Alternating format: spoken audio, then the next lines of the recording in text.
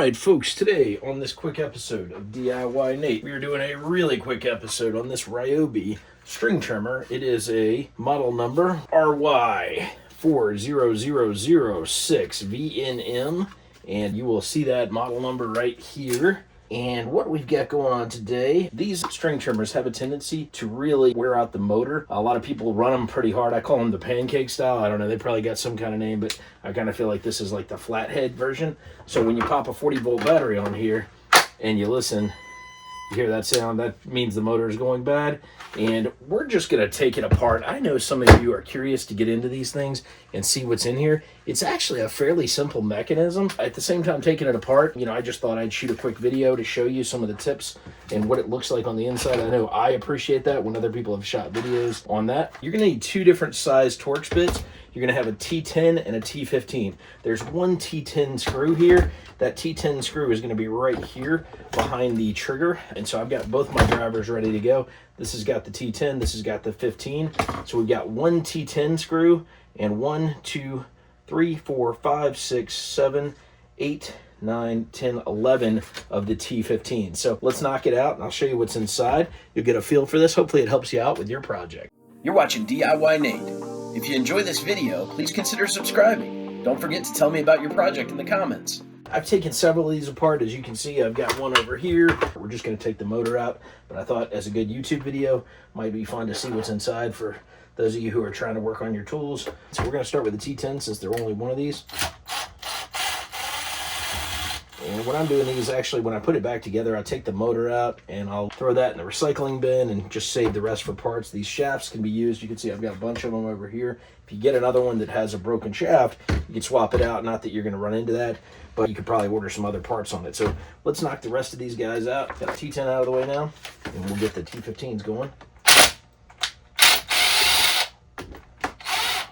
1, 2, 3, and I love these Torx bits. I've got a nice little set of them. If you're interested in buying some hex Torx, these have the security bit feature, and they come with long short set for about 10 bucks on Amazon. Pretty great. I've been a big fan of these, so I will leave a link, of course, in the video description. Being able to see the inside of it, and then exactly what it looks like before you get into it. It's actually really simple on the inside. So this one is one of the more simple tools that I've seen. If you were working on it and you knew how to solder some of the other pieces, or if you were good with electrical, you could swap that motor out or take one from another unit and kind of make a working unit. So we're going to take those.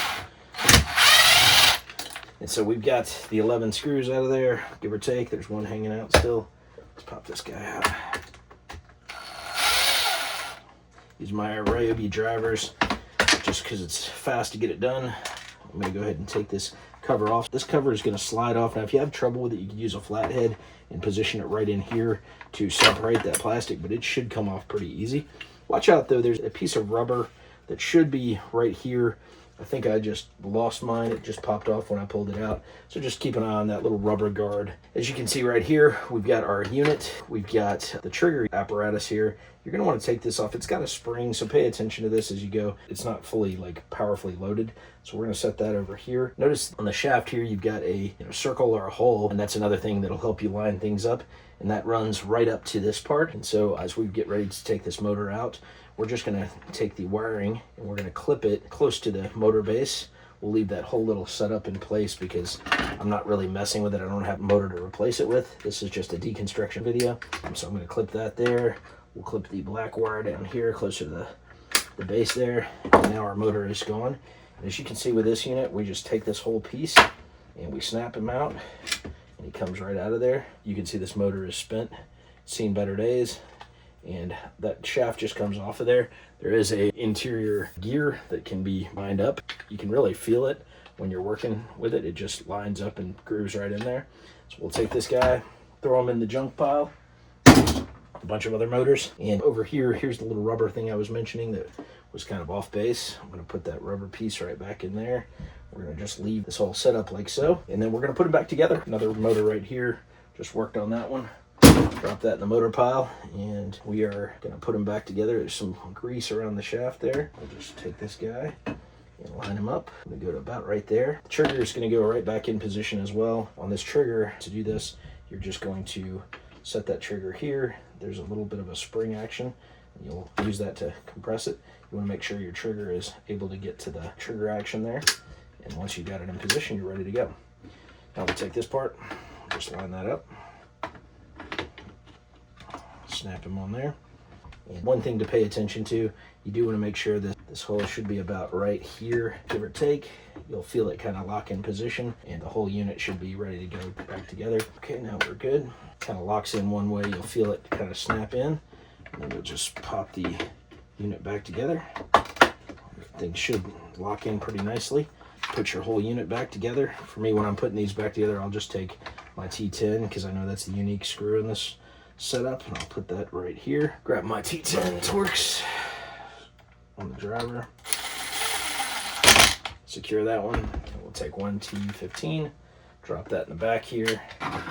And hopefully, when you watch this video, this helps you figure out if you've got the chops to repair it, or if you want to take it apart and see what it looks like yourself. But at least by watching this, you get an idea of what the RY40006VNM looks like. And that is a unit put back together. Even though it's missing the motor, not good for much right now, except that this part could be used for some of the triggers and other parts. As you can see, I've worked on just a few of these units, and most of them had bad motors. I have repaired a couple of them from the pieces and parts, but enjoyed taking them apart and seeing what was inside. All right, folks, hopefully this video helped you out with your Ryobi RY40006VNM string trimmer and figuring out what's inside. I didn't do a repair on it. I just took it apart, a little bit of deconstruction, so you could check it out and see if maybe that gives you an idea of what you're trying to repair. You might be replacing the shaft, a trigger, a switch, a motor, a variety of things where you might just be interested in it and you've got a burnt-out motor and you're wondering what's wrong with it. I've had several of these with burnt-up motors that I've been working on, taking them apart and throwing them into the recycling bin, or just using other parts, stealing from one to fix the other one. So anyway, if this video helped you out, don't forget to like, comment, and subscribe. Thanks for watching DIYNate, and have a great day.